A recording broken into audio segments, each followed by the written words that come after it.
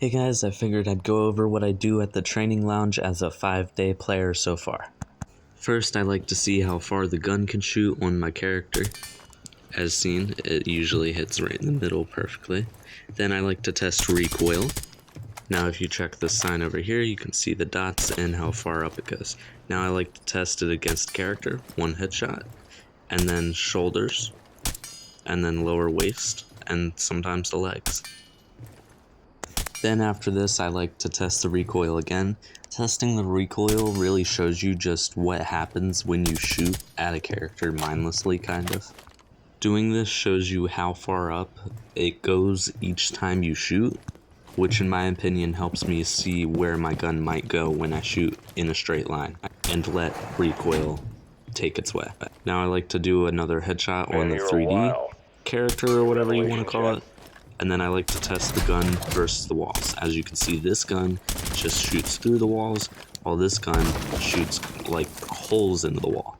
That's important as it shows you how your gun generally works, and it's a good thing to know.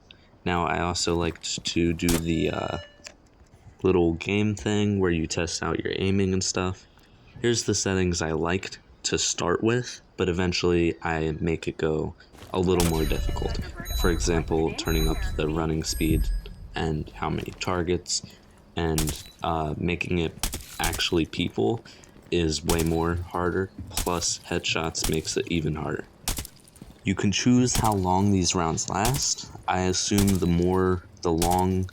longer amount of time, the more data you're probably going to collect, but it tells you a bunch of data, and I'll tell you what I like to take in and what I kind of ignore.